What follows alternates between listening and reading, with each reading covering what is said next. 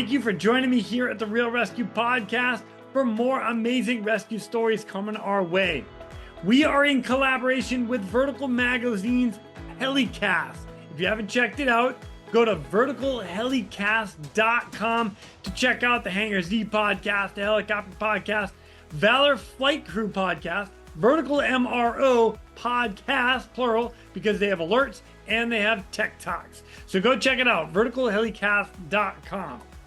Now, a quick shout out to our sponsors for this specific episode. We've got Axness. Their mission, wireless intercoms. Check it out at axness.com. Precision Aviation Group. Their precision is the key to your performance. Check them out at precisionaviationgroup.com. Switlick Survival Products. They manufacture the highest quality safety and survival products for aviation, marine, and military markets. Check them out at switlick.com. And I'm also going to give a shout out to Ready Bar, the high performance meal bars, perfect for what we do. Go to getreadybar.com and enter the promo code RESQ10 for 10% off. And if you have a GovX, man, add that in and it's the ultimate savings. And as always, therealrescuestore.com. Go get all your swag for the Real ResQ to help support this podcast. Now it's time to get into the episode. But first, a few fun facts about our next guest. He wears a size 17 shoe. Hey, you know what they say about guys with big feet? They wear big shoes. He's an avid hiker and a national park junkie. And he met his wife on a blind date. Ladies and gentlemen, please welcome to the show, Mr. Garrett Spires. My name is Jason Quinn. I am United States Coast Guard Rescue Swimmer number 500.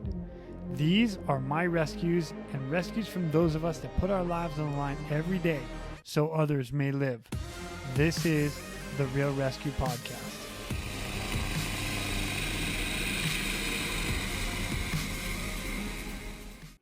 Ladies and gentlemen, welcome back to the Real ResQ.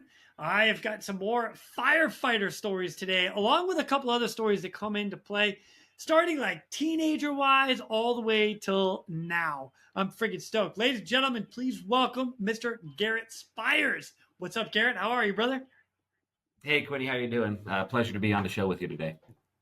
Dude, I'm psyched you're here. And you are a firefighter paramedic living in Indianapolis area, Indiana, America. And so big city all the way around. The bonus part about living there, and I am shouting it out right now, is that you're a Patriots fan. Oh, yeah. Absolutely. In the heart of the enemy. Oh, it's so funny to me. You know what? I'm glad you're on the good guy's side. Oh, it's terrible. Absolutely. I shouldn't say that, but it's funny. Oh, Garrett. Dude, man, thank you so much for coming on. I appreciate it.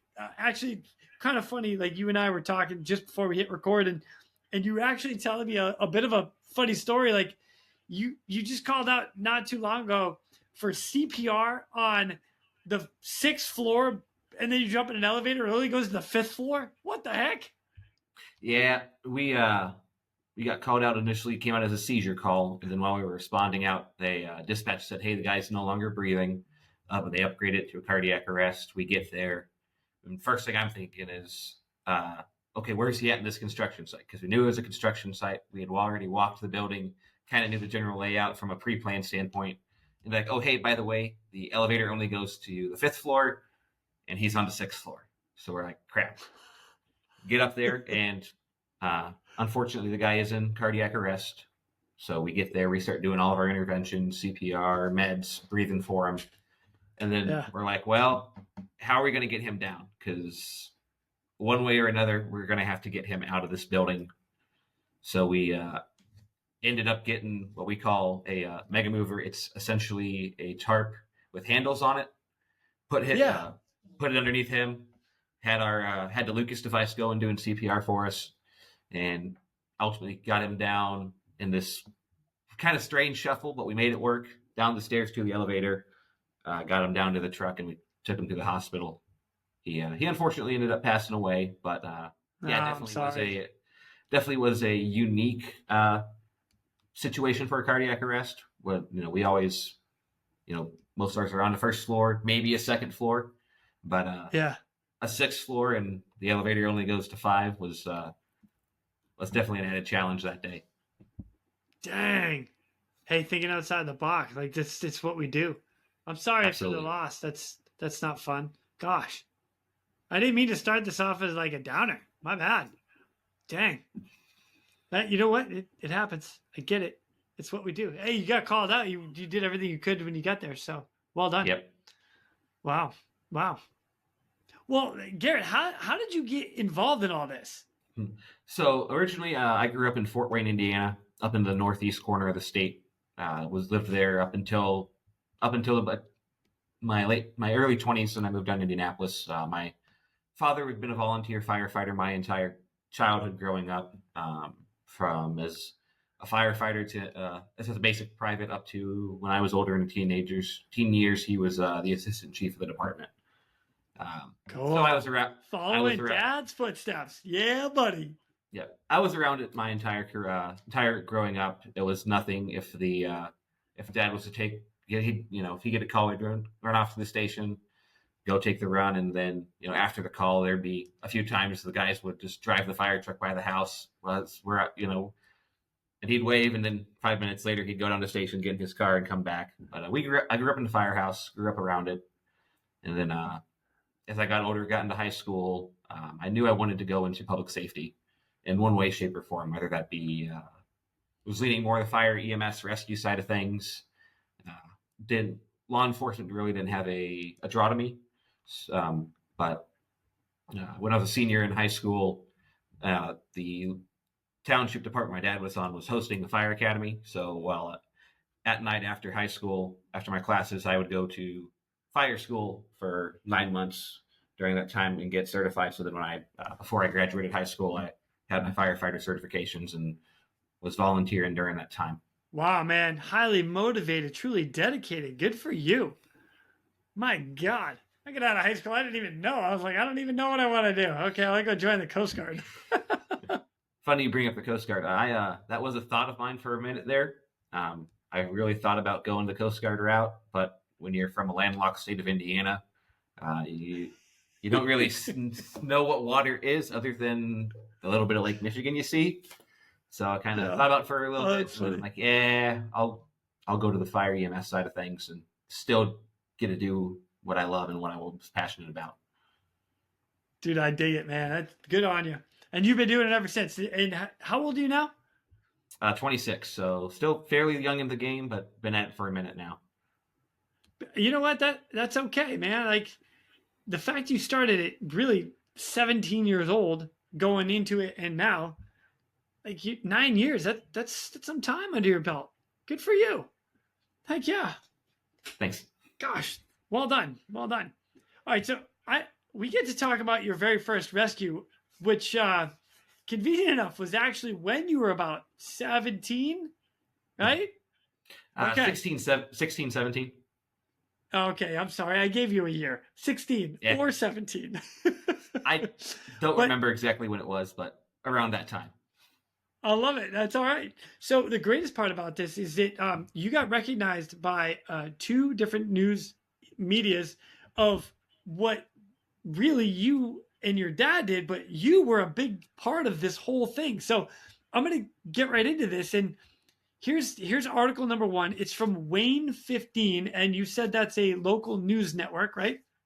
Correct. All right. So here's the headline. Teen uses health class training to save woman. Fort Wayne, Indiana.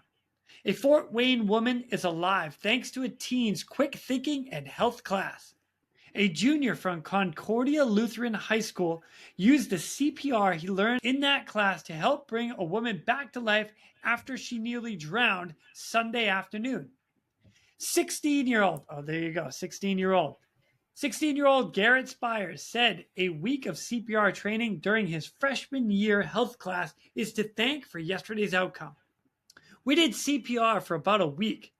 It was Monday through Friday. Each day we did a different thing. Monday was adult CPR. Tuesday was child. Wednesday was infant. Thursday was AED and choking. And then Friday was our skills test, Garrett said. He said Sunday afternoon started out like any other afternoon in the park. I thought it'd be a normal day here having fun with my dogs. Then tragedy struck, basically, Garrett said. Garrett and his dad were playing at the pond when they heard people screaming for help. It sounded like two boys yelling, "Help! Help! Someone call 911." And I looked over, and there they had pulled out a lady from the pond, Garrett said. The woman's two grandchildren had pulled her from the water onto the beach.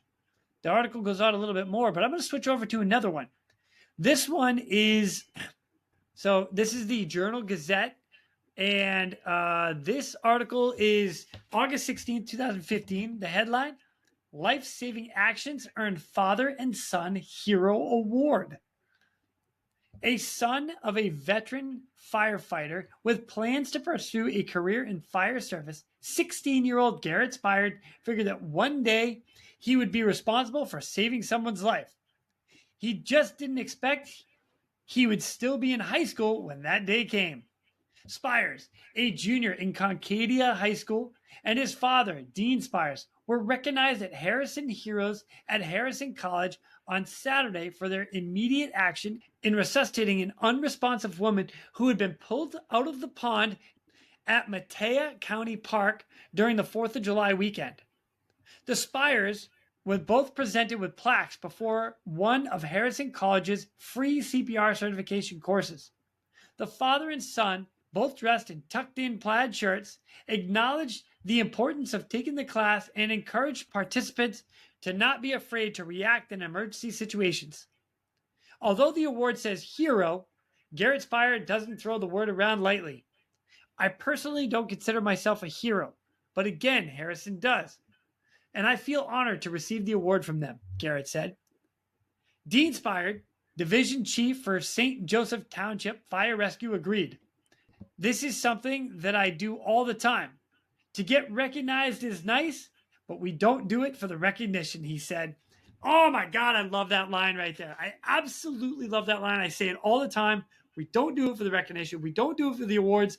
We do it because we love what we do, and just that recognition is just, it's nice to have when it comes. So, oh, dude, Garrett, amazing write-up. Amazing.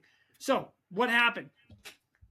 So like I said, it was summertime. We were we went down to the county park just because we wanted to take the dogs for a swim.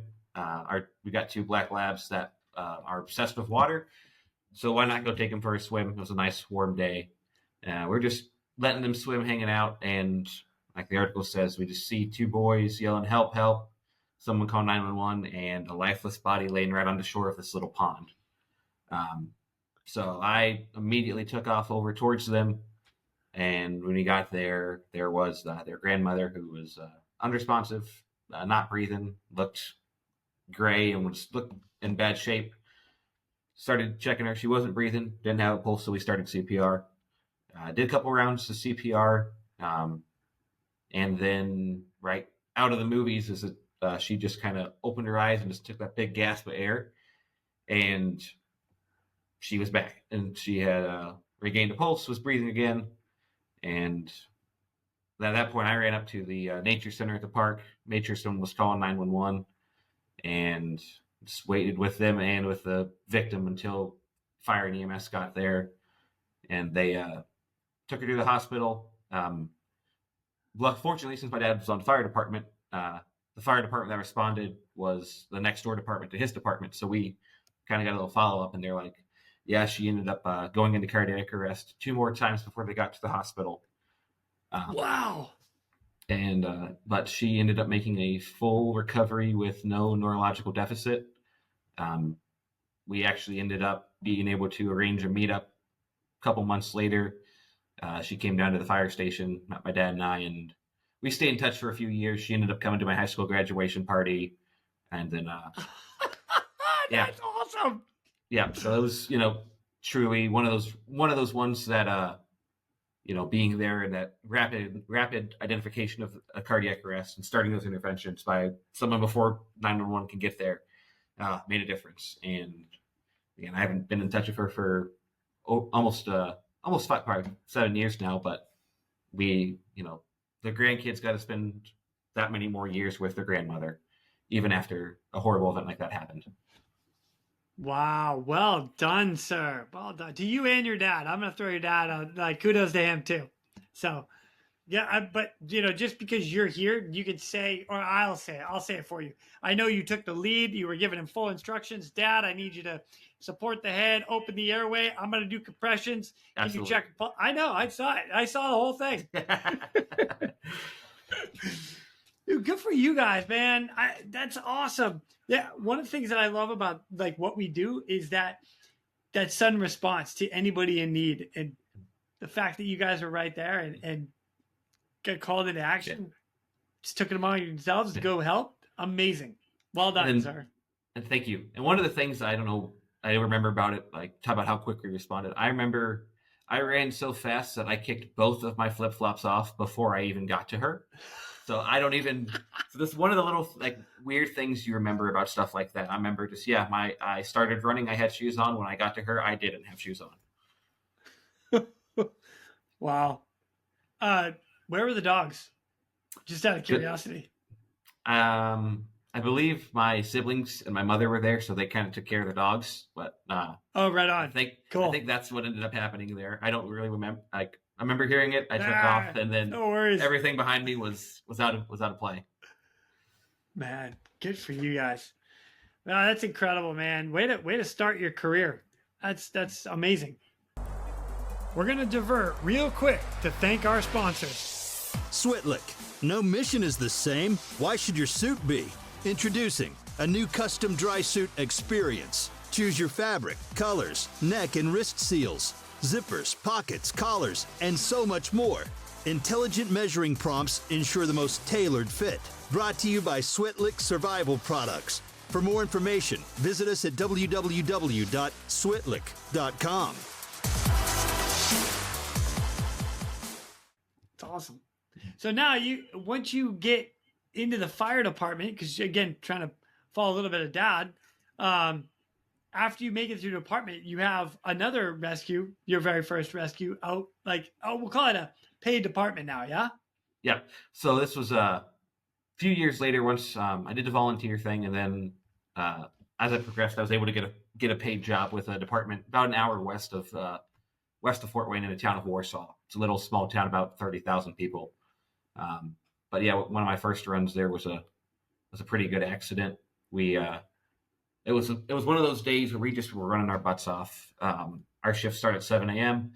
Got in, first thing we do in the morning is clean the station for us. So I was in charge of bathrooms that day. I remember coming out of the first bathroom I cleaned, the bells were going off for possible fire in town. And I look at my boss, he's like, let's go. So we go catch this fire, take care of this fire in the morning. And then we were just running nonstop all day. And then later that night, we get called out to the highway in town for a vehicle versus semi. And the truck I was on was one of our rescue trucks, so it had the Jaws of Life, all the rescue tools on it. So we're heading that way. We get up there, and what I see is it wasn't necessarily a head-on like a car versus semi. It was a Silverado that had gone under the trailer of the truck to the point the back of the trailer was sitting right where your steering wheel was. So he was looking essentially at the license plate of the truck, and he's alert, conscious, talking to us. So we get to work trying to cut him out because there's no way he's getting out himself. And I'm helping get this kind of stuff situated. And one of the guys is like, hey, go grab the tools, just get the entire side of this car off. So I'm just going to work, cutting all the doors off, getting everything opened up.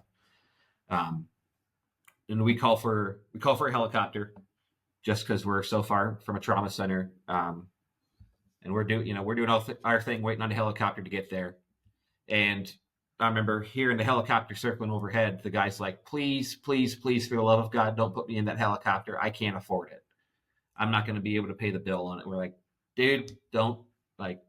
He's almost to the point he's fighting us about getting a helicopter. It's like, dude, would you rather take the helicopter ride and be alive, or risk going by ground an hour, 15-minute drive with lights and sirens and hope for the best.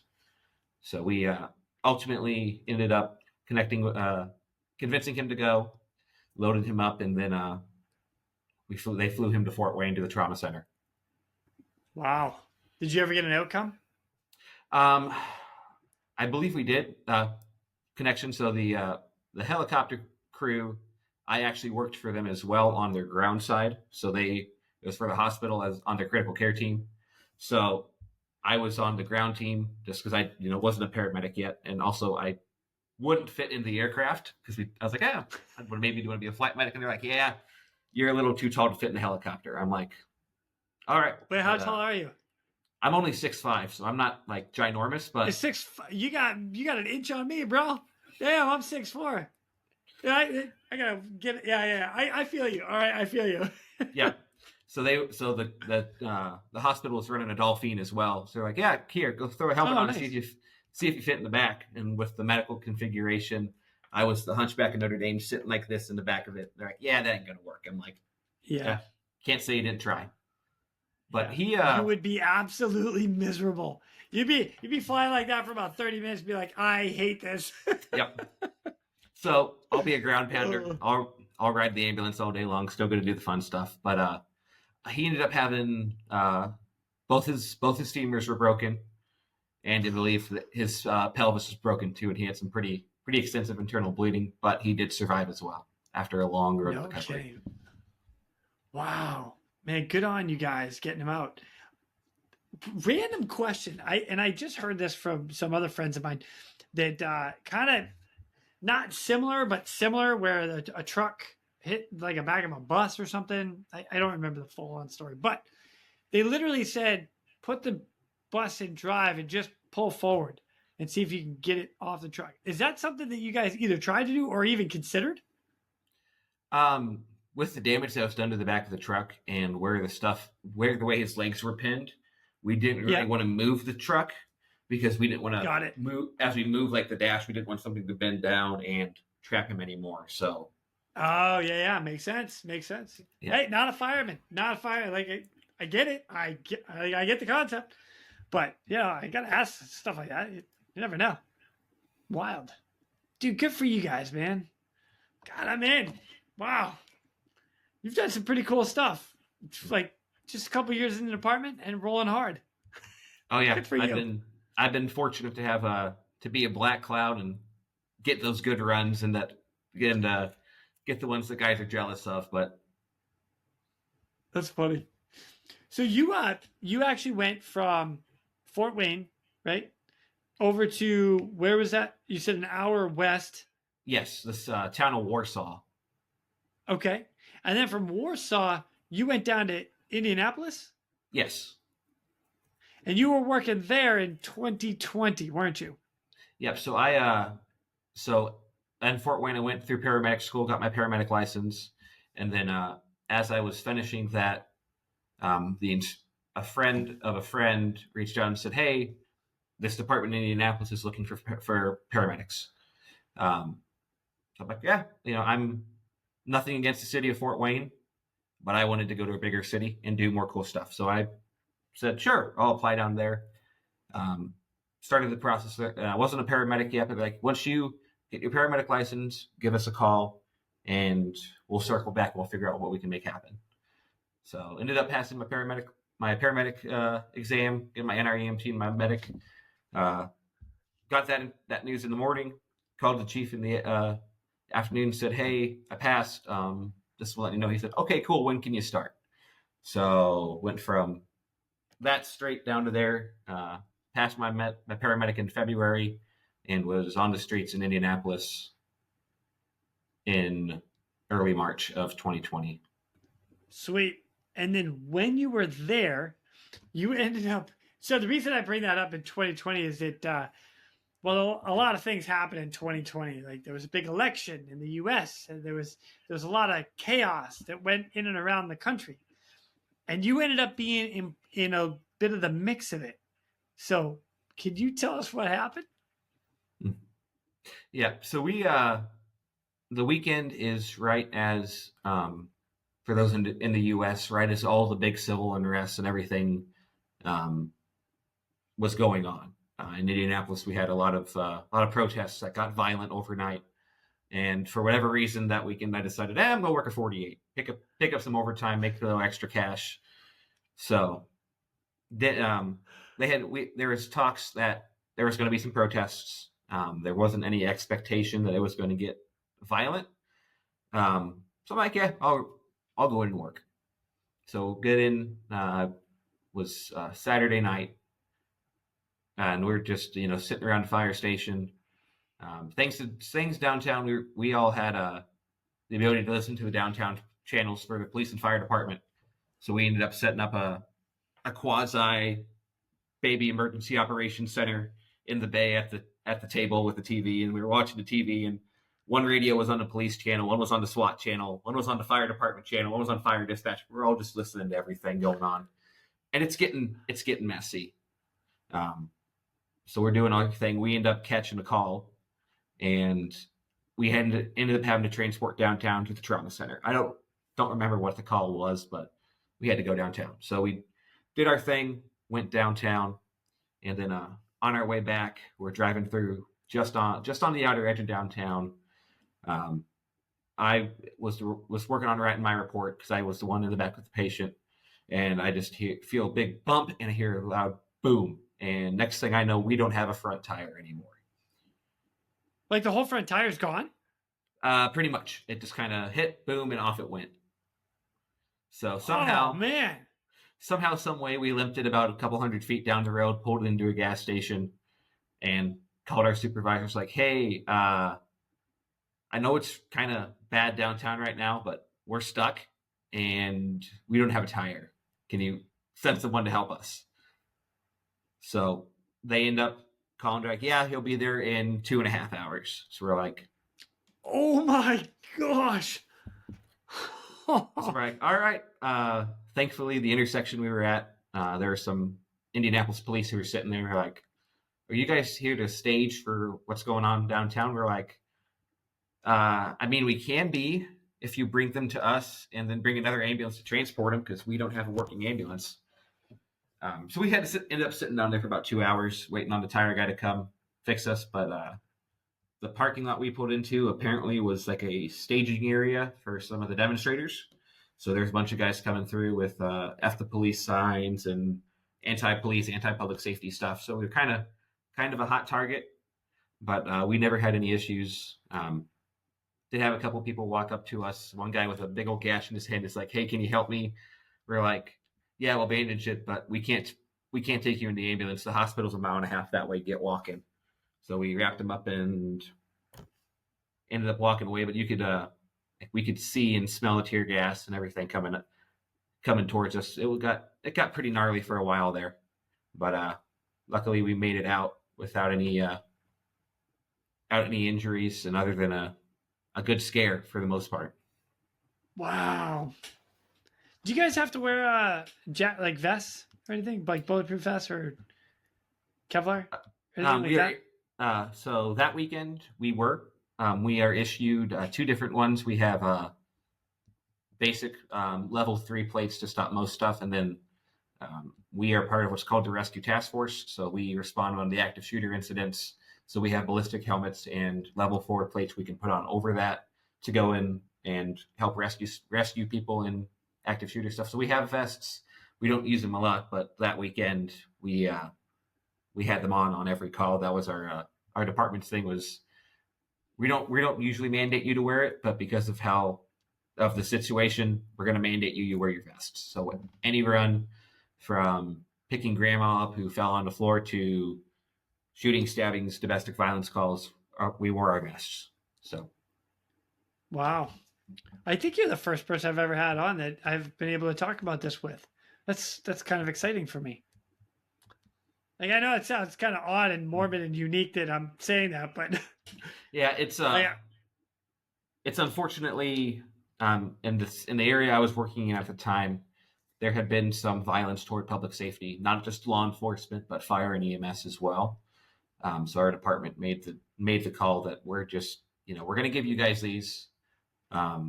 We're not going to mandate how you wear them. If you want to wear them, wear them. If not, we're not going to force you to, but use your best judgment. So we ended up finding out kind of that sweet spot of what we, as a crew, are going to wear it on and what we're not going to wear it on. But also, if you, for whatever reason, you feel you need it, wear it, and there's going to be nothing against you for wearing it. I love the fact that the department does that for you guys, buys you a vest and helps you out and all that. Again, I've never had to deal with it myself, so I always find it very interesting. So is that something that you keep in the ambulance with you at all times, or is that just something that you have, like, when you think you might throw, we'll probably need it today, let's throw it in? So a lot of the guys generally will keep it on the truck in a place that's pretty accessible, usually an outside compartment where they can either put it on before they leave the station, or if it's something where we get more notice, we're out going on the way, we can stage a little bit back for a second, throw our vests on, and then continue to the scene. Right on. Man, that's good stuff. I didn't know that. Wild. Right on. Well, thanks for sharing that, man. I appreciate that, Garrett. We're going to divert real quick to thank our sponsors. Axnis. The Axnis PNG wireless ICS system delivers cutting-edge wireless ICS technology to any aircraft as a fully integrated system or as a carry-on, carry-off mobile base station. The PNG wireless system is the right solution for any mission.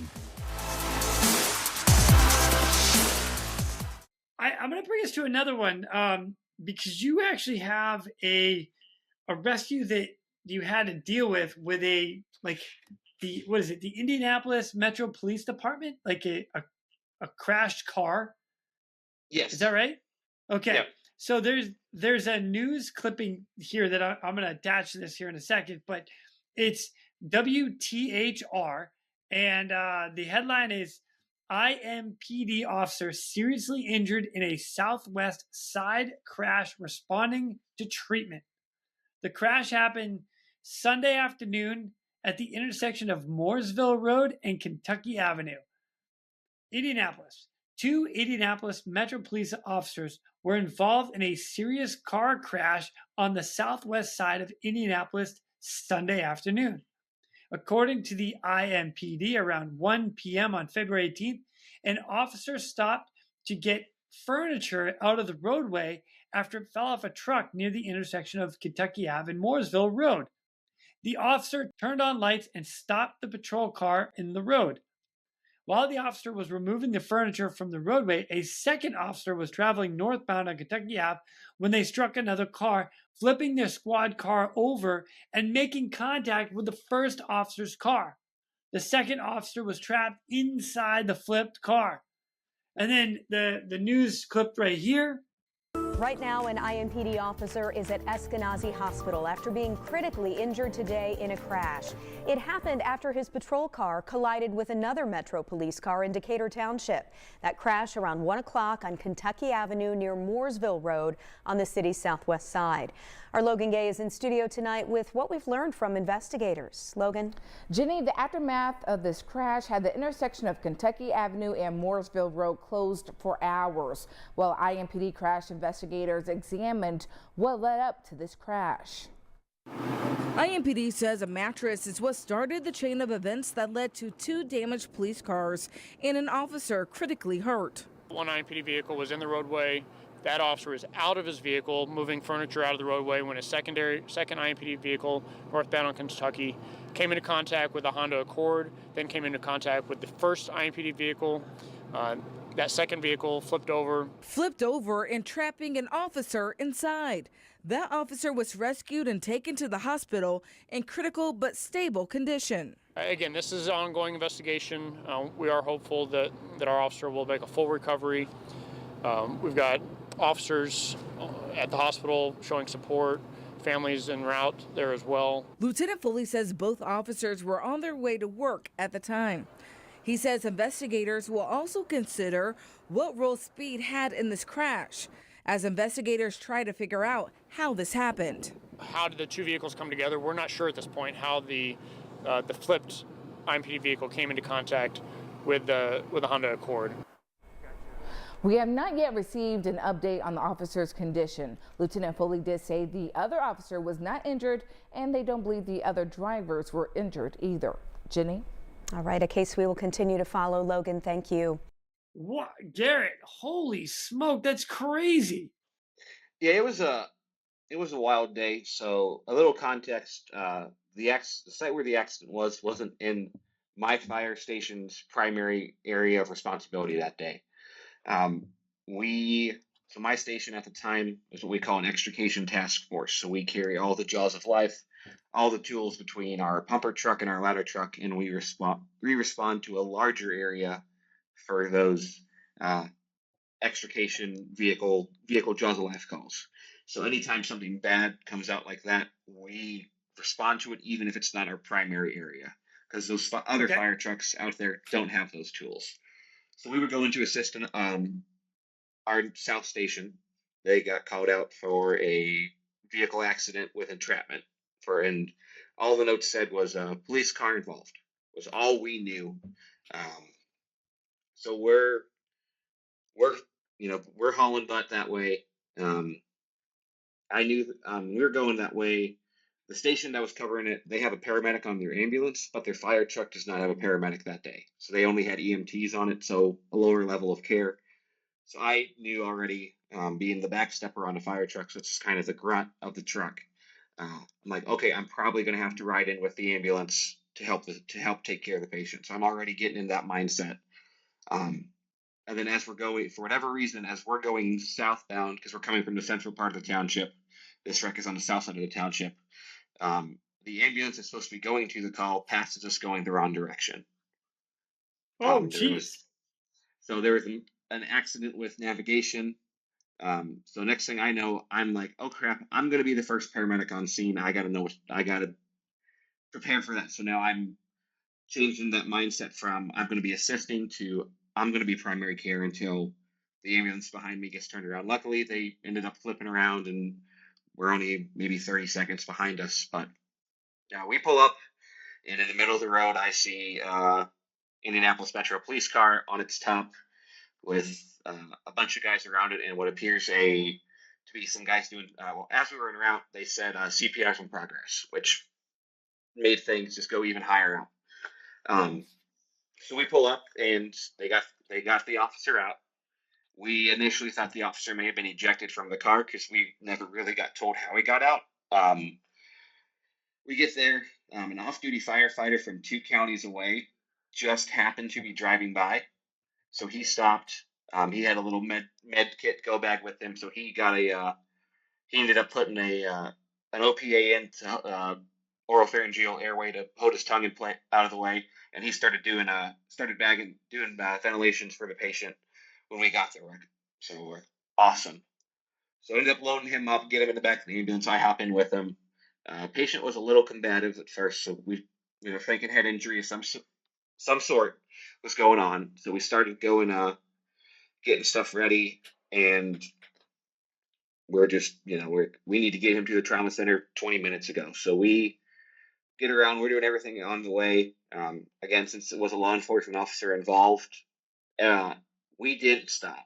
Like, no stop. Every stoplight, every intersection we came to, the police department had shut those intersections down.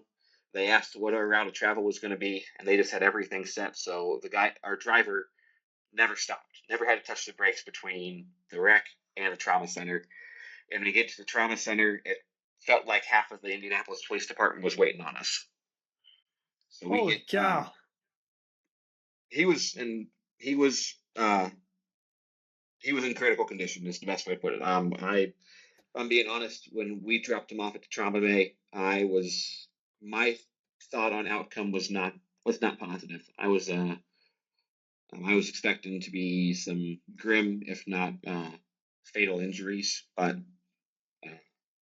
luckily a good friend of mine, she is on the Indianapolis Police Department, so she relayed all of the info that they were getting to us. And he ended up, after a long stay in rehab and everything, he made a full recovery and actually went back to the force. That's incredible. Good for him. Yeah, and it was one of those cases where I looked at the medic off the image. So I'm like, man, we did everything we could, and I don't think this is going to be an incident that he's going to have a good outcome on. Um, so then we finally, they reached out and we got some video of him walking out of the rehab facility under his own power, and I'm like, man, like that's one of those runs where it goes, we made a difference that day, and we did, truly had a positive income not only for him and his family, but all of the Indianapolis Police Department and everyone that guy, takes care of. So it was a really cool run, especially to get the outcome that he was not looking good when we dropped him off. I really thought it was going to be that he was going to pass away from his injuries, but that he made a full recovery was awesome, for lack of a better term. Holy smoke. That's amazing. And between your response, arrival, package, get him to the hospital, save that guy's life. Amazing. Yeah, and it was something like our on-scene time was less than 10 minutes, which is our goal, and a massive trauma. I think we were on scene I think we were on scene less than 7 minutes, and then our transport time was less than 20, so we were with the guy less than a half hour. Like probably closer to 20 minutes from the time we, put the truck in park, get him on the cot, get him on the truck, at the trauma center less than 25 minutes for sure. We were scooting. Impressive, my friend. That is really good. Dang. And I can't take all the credit that day. Zach, the medic who was on with us, and Nate Wilson was my driver. Zach Shaw was the medic who was with me. Those guys did just as much work as I did. I just happened to be the first medic there and just rode in with just to give Zach his extra set of hands, because there was no way he could manage that patient by himself. Oh, good for you. Wow. Well done, sir. With a full recovery. Like, good on that officer, too. Yeah, that's determination right there for him, too. That's amazing. God, I love these stories. Good for you. Thank you. Nice. And great shout out to everybody that was there. Well done. Oh, yeah. Heck yeah. So I'm going to bring us to a little bit different thing that you do. And you do motorsport safety. So yes. First, what is that?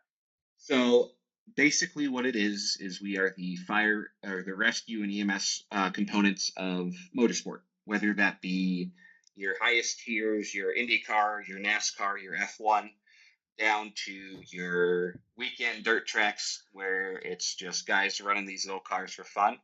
I do that. So either I be in the ambulance as the medic, or I am on the rescue truck to go out and get the driver out.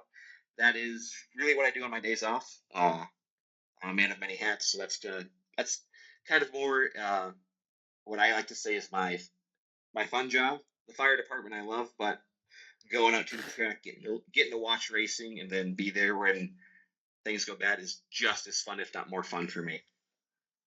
Oh, wow. Oh, this is cool. So the first thing that comes to mind is the guys that run the Team Frost, and they're doing on-response stuff for the air shows and air races and stuff.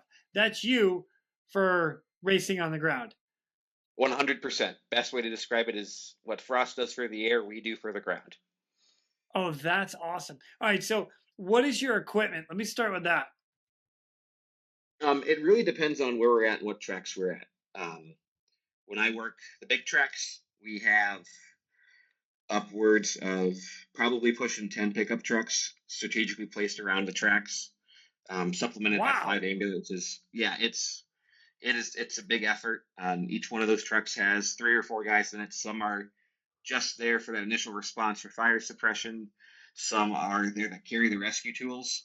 And then depending on the series, they may bring their own trucks. So IndyCar, NASCAR, some IMSA, which is your endurance racing, they all have their own teams and they bring their own trucks. They only have like 3 or 4 trucks each. So we supplement them when they need it. And I also do the ambulance side here in Indianapolis at Indianapolis Motor Speedway.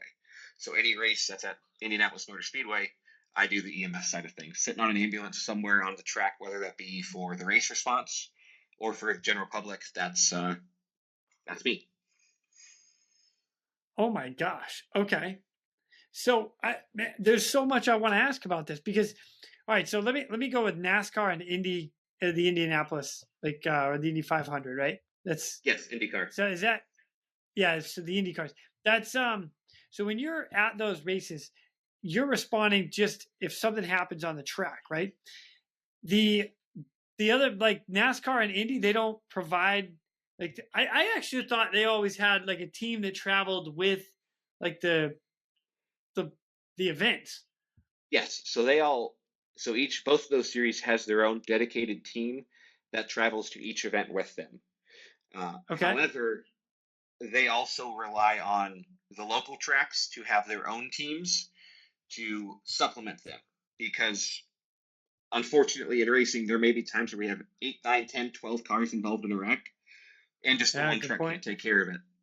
So they are the primary Wow. response, and we supplement them.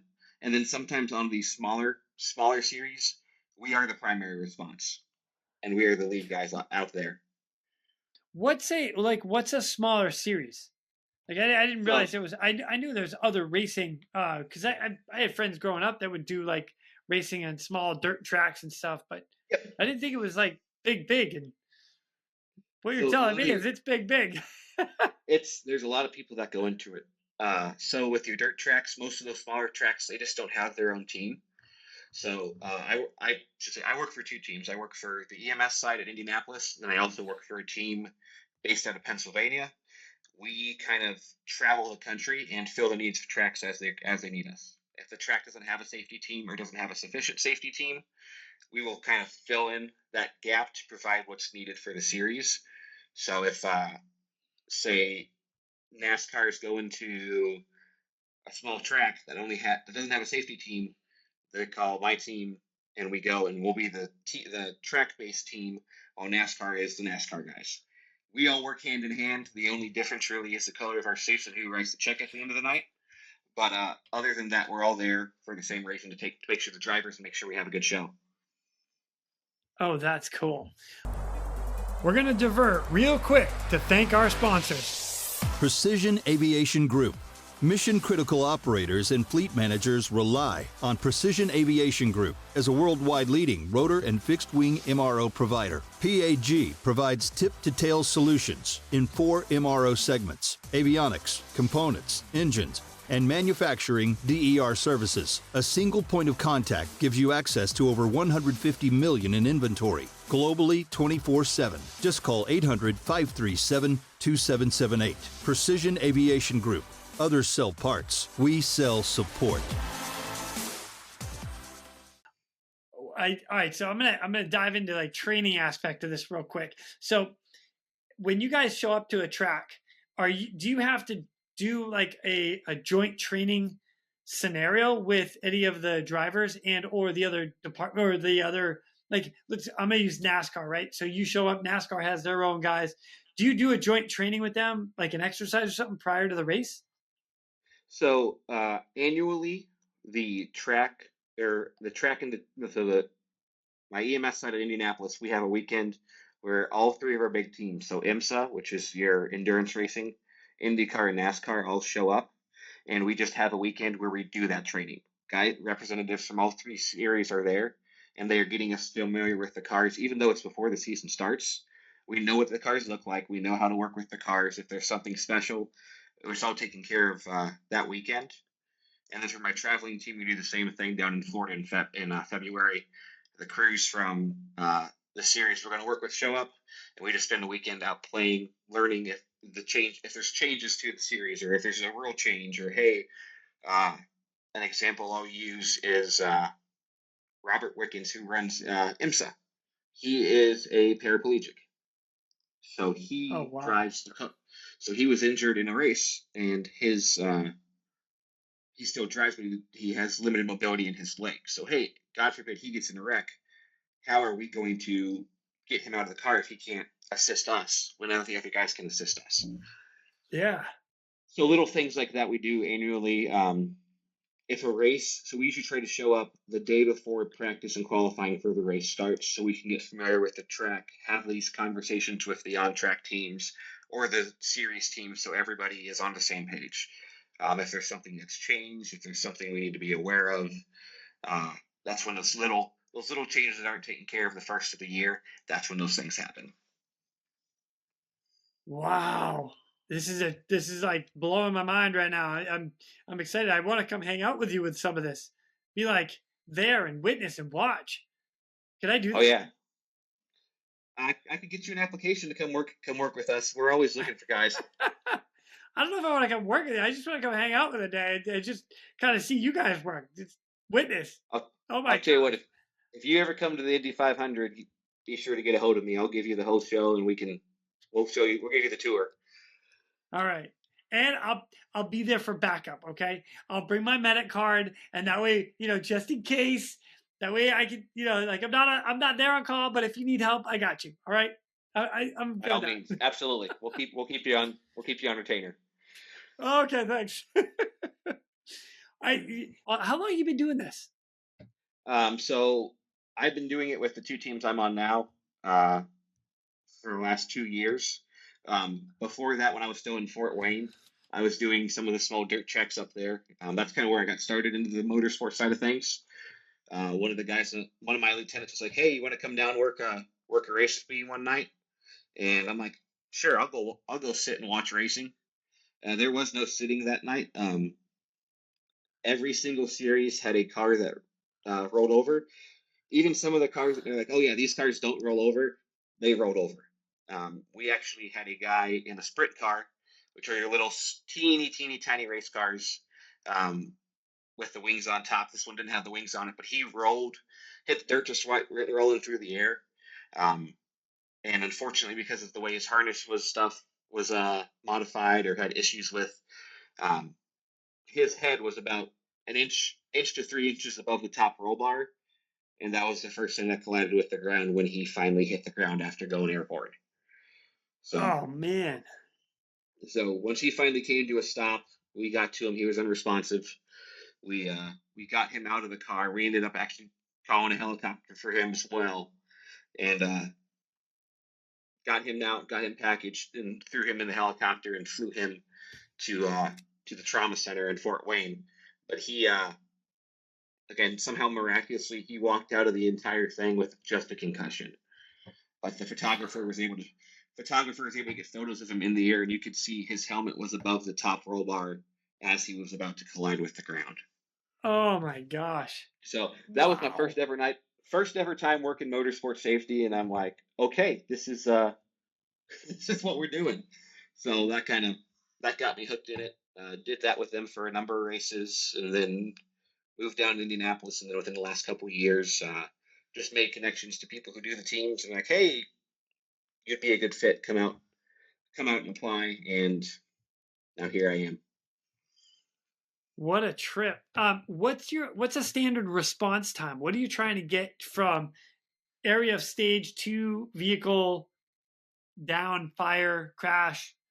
What are you trying to get there in? So it's hard to give a true time, because sometimes we have to wait for the field of cars to pass for us to be able to go out. We don't move until the people in the tower at race control tell us to move. So they're watching. They're not going to send us out before the field's coming, because my ambulance maxes out at 95 miles an hour. Yeah, they're running like 200. When they're under caution, Indianapolis, the Indy cars are doing 130 miles an hour. So even though I'm under caution, they're doing about 30, and I peg it out, and we're maxed out at 95. So we have to kind of wait and time it. I guess the gold standard was done a couple years ago. A driver went upside down and was skidding on his top along the back stretch of the track, and the safety team, he was only out for practice, so the safety team took off immediately. From the time his car came to a complete stop, the first person was under the car talking to the victim in 8 seconds. 8 seconds? Wow! So they were literally chasing him down the track until he came to a stop, and the jump medic ran out, got underneath, and made sure he was okay. Oh, that's impressive. Oh, that's cool. in an ideal world, we're looking less than 30 seconds from the time the car comes to a stop to the time we're there talking with the victim. 30 seconds is what we love to see, but again, it's dependent on where the cars are on the track and everything, because we don't want to be out there or be trying to get out there and cause a secondary wreck from them trying to avoid hitting our car, because that's happened in some other series where the safety car goes out, but the safety car gets hit by another driver responding to another accident. So, Wow, my goodness, that's wild to me. So I have to ask, like, what stands out to you of like some of the stuff that you've seen out there? I've been fairly a white cloud when it comes to racing. Other than that first night where we had every series decided they were going to flip. Most of the time, I've been lucky. We haven't had anything major happen under my watch. Well, that's good. Yes, I don't want people to get hurt, but I want to be there. I get it. One of the ones that we talk about a lot happened in the mid 2000s, well before I got on, but kind of like the worst case scenario was the wreck of a man named James Hinchcliffe. He's now one of the announcers for IndyCar. He ended up hitting the wall in Indianapolis, and one of the tie rods that controlled the wheels ended up impaling through the car and into him. So he was impaled in the vehicle. They got there. They recognized that he was stuck, but so they ended up just taking him up off of the impaled pieces of the machine of the car, and they ended up having to hold pressure in the wound until he got into the hospital. Yeah, James's wreck changed a lot of things on the way we do stuff and how we prepare for calls. One of the things, so yes, the Indianapolis Motor Speedway is 5 miles from a trauma center. However, we have many people that we have on the day of the Indy 500, we have about 400,000 people at the track. It is the largest single day sporting event in the world, and it's right here. So the main road to get to the hospital gets so gridlocked that we just the trauma center just sends a helicopter, and they park a helicopter at the track for the day. God forbid we need it. We've never had to use it, but so we do that. We keep the infield care center has blood available for if we have to do a blood transfusion for somebody for an injured driver. We have doctors there. Doctors even sitting in trucks on the track who will respond out to the wreck and assess the drivers there. And then anytime a driver's injured, they come back to the infield care center. They'll get evaluated by a doctor there. They can take x-rays there, check everything out. Then they can also, if they need to, could send them to the trauma center if needed. But they can take care of a lot of things at the track before they even have to leave the site. Dang, that's impressive. It actually reminds me, so Delaware State Police, those guys land a helicopter in the middle of the NASCAR race there. They are the standby. So if something happens, they throw them on their aircraft and then they fly out. And supposedly, according to them, and it's been a little while since I've talked to them, but the race doesn't start until they land the helicopter, and then they can start racing. The same thing there. If they want to go green flag when the big boys come to town, we got to have a helicopter. That is so cool. Oh my gosh. Yeah, I definitely want to come hang out with you. I want to see more of this. Anytime you're in town. Oh, we're gonna make this happen. Yeah, I'm putting it out there into the universe. Let's see what happens. Let's do it. AKA my wife. I get that. Yeah. So when I want to go back to training just a little bit, because I'm really, you've got me curious about all of this with your training. So it's standard firefighter training. So all of that just goes into what you're trying to do with vehicle electrification, patient support. So there's your paramedic side. And is there anything else that goes into that other than like the specific car itself, or cars plural, that you have to know? So there's a lot of things that we can apply from your standard, regular road extrication to what we do, but a lot of it is car dependent, and there's a lot of things we have to think about. there's sometimes from like a fire standpoint, there's some cars that run methanol. In the daylight, methanol when it burns is invisible, so we have no way to see if it's actually on fire during the daytime, other than the driver inside the car freaking out, running around, looking like he's going crazy. Ricky Bobby running around, put the imaginary fire out. I didn't want to say Ricky Bobby, but yes, that is something that happens. That's crazy. I didn't know that was real. Yeah, at nighttime though, you can see the flames. So if we have a say with race control, we'll say, hey, run the cars. We're running the methanol once the sun goes down. So if it does catch fire, we can see the fire.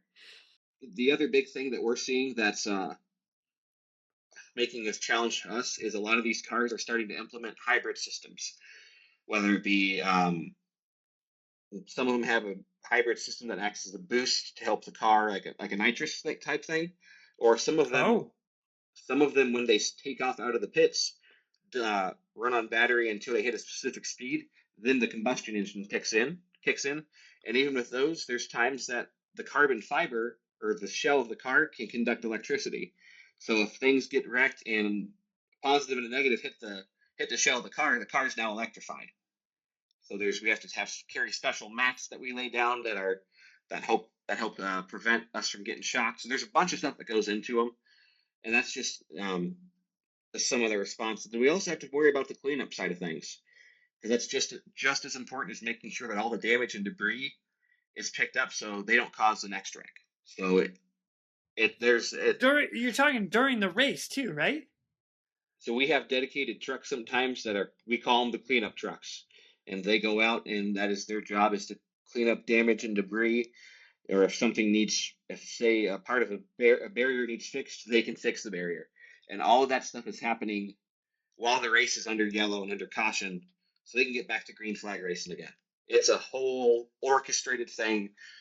It takes a lot of people behind the scenes that they just see the trucks sitting out in different spots around the track, but each one of those is so important to making sure the race goes on and those drivers are safe. It's huge. Wow. I am blown away right now. I had no idea that there was that much involved in that. That is so cool. Oh yeah, we're gonna hang out. I'm coming to see you. Let's make it happen. All right. Dude, I like this. Man, thank you so much for sharing all of the details of all that. We're going to expand this further. That's what we're going to do. Yeah. Absolutely. For sure. Okay. So I'll tell you what, man. I'm going to ask one more question before I let you go. And that is, if you had any advice that you would pass on. I know you've been doing this for now, I'm going to say only 9 years, but for 9 years, what advice would you pass on to everybody? I would say, especially for the younger guys and people wanting to get into public safety and the search and rescue field, if you want to do it, pursue it and be aggressively pursue it. I would have never thought that I would be doing all the stuff I'm doing right now in my career. One day, I'll be on a racing team when I'm, maybe 30, 40, near the end of my career. And the timing just happened that here I am now doing it in my 20s. And I sometimes get slack for being a young guy on a team, but get out there, pursue it, and have that drive, have that want to be there, because it shows. And the people out there who make the decisions of who's on the team are always watching. One thing I tell guys who want to get on a specialty team: treat every day like it's an interview. Because whether you think it or not, that's great advice. Wow. Those people are watching, and they're seeing how you are acting. And on the back end, I'll be honest, they talk, and we talk. We look at the guys who come in for the racing from the EMS side, because we pull people from across the country to come in and are on the carts or on the ambulances taking care of the spectators, who see the few of us who do the motorsport side. And we're watching. We're seeing who's driven, who's dedicated. So have that drive, have that dedication, and treat every day like it's an interview. Because whether you know it or not, somebody is watching your performance, watching how you act and how you carry yourself. And if you do it right, the world is endless. There's so much you can do out there in the world of rescue. if you want to do it, pursue it. That is fantastic advice right there. Garrett, this has been awesome. Thank you so much for joining me today. I look forward to continuing our conversation at a later date, getting more in depth about this whole the motor speedway, motorsport. Yeah, it's going to be fun. So that's cool. That's cool. And then we'll make sure we get a beer when we hang out, and maybe a Patriots and Indianapolis game. Let's make it happen. We're just going to cause problems all over the place. Oh, that's great. Right on, man. Well, thanks again, dude. And I'll be in touch. I look forward to hearing from you, Quinny. Right on. And with that, ladies and gentlemen, we are out of here. Go. Now it's time for me to pull chocks and take off. But before I go, I'm always looking for the memorable rescues that people have done. If you have one that you're willing to share or know somebody who has a story, please feel free to reach out to me. I'd love to highlight it here at the Real ResQ. For everybody that is standing by for that SAR alarm, remember, those in distress are praying for a miracle. They are going to get you. So until next time, fly safe and swim hard. Thank you for joining me today here at the Real ResQ Podcast, powered by Vertical Helicast. We'd also like to say thank you to our sponsors for this episode. Axnis. The Axnis PNG wireless ICS system delivers cutting-edge wireless ICS technology to any aircraft. As a fully integrated system, or as a carry-on, carry-off mobile base station, the PNG wireless system is the right solution for any mission. Precision Aviation Group. Mission-critical operators and fleet managers rely on Precision Aviation Group as a worldwide leading rotor and fixed-wing MRO provider. PAG provides tip-to-tail solutions in 4 MRO segments: avionics, components, engines, and manufacturing DER services. A single point of contact gives you access to over 150 million in inventory, globally 24/7. Just call 800-537-2778. Precision Aviation Group. Others sell parts. We sell support. And Switlik. No mission is the same. Why should your suit be? Introducing a new custom dry suit experience. Choose your fabric, colors, neck and wrist seals, zippers, pockets, collars, and so much more. Intelligent measuring prompts ensure the most tailored fit. Brought to you by Switlik Survival Products. For more information, visit us at www.switlik.com. what's the funniest thing you've ever had happen in any of your training that you've been through? So this takes me back to when I was still on the volunteer side, back when I was probably 1 or 2 years on the job. I was actually the victim of this prank, for lack of a better term. It's a prank. Oh, even better. It was a prank that came as part of training. We were practicing getting people out of a building from the second floor, and we had a rescue dummy. We call him Rescue Randy. He was the person we were taking out.